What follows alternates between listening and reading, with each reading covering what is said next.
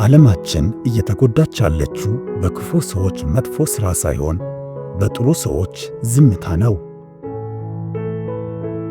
ወደ ኋላ ተመልክተ ልምድ ውሰድ። ወደፊት ተመልክተ ተስፋ አድርግ። ዙሪያህን ተመልክተ እውነታውን ተረዳ። ወደ ውስጥ ተመልክተ ራስህን ፈልግ። አንዳንድ ሰዎች የምትደርስበት ከፍታ ስለሚያስፈራቸው በጭራሽ ሊያግዙ አይፈልጉም። በሕይወትህ ውስጥ ትልቁ ሸክም ምንም ነገር አለመሸከም ነው። መብረር ካልቻልክ ሩጥ፣ መሮጥ ካልቻልክ ተራመድ። መራመድ እንኳን ባትችል ተንፏቀቅ እንጂ በጭራሽ ወደፊት መሄድህን እንዳታቆም።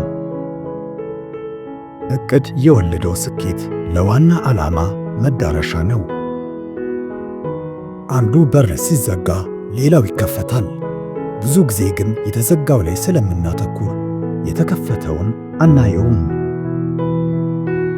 በማይመለከተው ነገር የተጠመደ ሰው የሚመለከተው ነገር አያጋጥመውም። ዕድል በድንገት የምትገኝ ሳይሆን በሥራና በጥረት የምትመጣ ናት።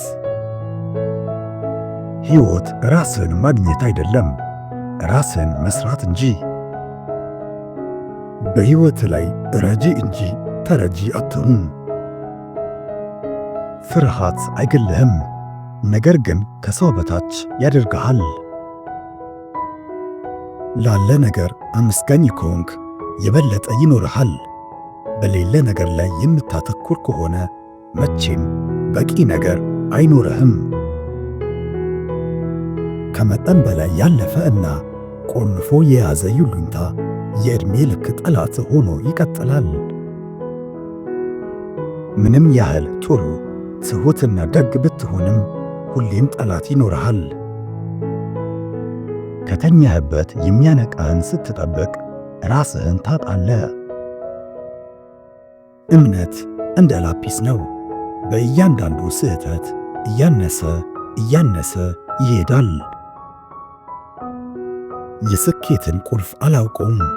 የውድቀት ቁልፍ ግን ሁሉንም ሰው ለማስደሰት መሞከር ነው። በማንም ሰው ላይ ጥገኛ አትሁን። ጨለማው ስትሆን ጥላ እንኳ ጥሎ ይሄዳል። ስትናገር የምታውቀውን ነገር እየደገምክ ነው። ስትሰማ ግን አዲስ ነገር እየተማርክ ነው። ሁልጊዜም እንደማትችል ከሚናገሩ ሰዎች በላይ ማንም ሊያነቃቃ አይችልም።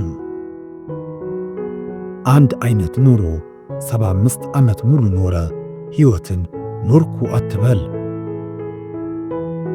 ፋንዲሻን እንዴት እንዲህ አማረብሽ ሲሏት እሳቱን ችየው አለች። እንደ ፋንዲሻ ለማፍካት እሳቱን መቋቋም የግድ ነው። ውበት ዓይንን ይይዛል፣ ስብና ግን ልብን ይሰርቃል።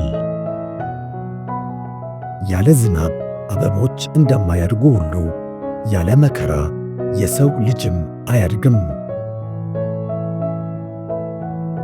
አንዳንዴ ድሃ ማለት የተራበ የተራቆተ እና ቤት የሌለው ብቻ ነው ብለን እናስባለን።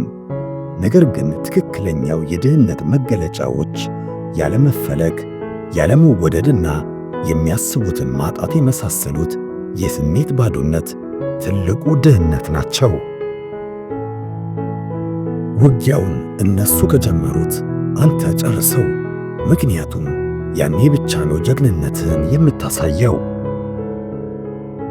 እንደ አማራጭ የሚቆጥርህን ሰው በሕይወት ላይ ዋና ነገር አድርገ አትሹመው። የሰው ልጅ በሕይወቱ አገኛለሁ ብሎ ያመነበትን ነገር ሁሉ ያገኛል። ማወቅ ከመረዳት ይልቅ ይለያል። ብዙ የሚያውቁ ሰዎች አሉ፣ የሚረዱት ግን ጥቂቶች ብቻ ናቸው።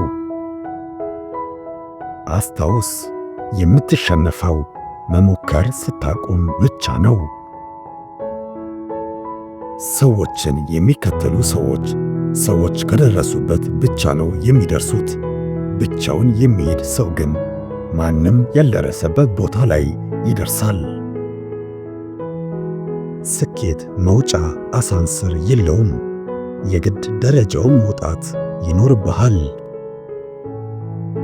ከሚከፈልህ በላይ ስትሰራ ከምትሰራው በላይ ይከፍልሃል። አንድ ተግባር ከ1000 ንድፈ ሐሳብ የበለጠ ዋጋ አለው። ይህንን አትርሳ። በፍጹም በምቾት ውስጥ ስኬት የለም። ከሚያስፈራው ነገር የሚሸሽ ሰው ይበልጥ ወደሚያስፈራው ነገር በአቋራጭ እየቀረበ ነው። አንተ የራስህ ሕይወት ደራሲ፣ ተዋናይ እና ዳይሬክተር ነህ። ጠላቶች የሚበዙት መስራት እንዲሁም መንቀሳቀስ ስትጀምር ነው።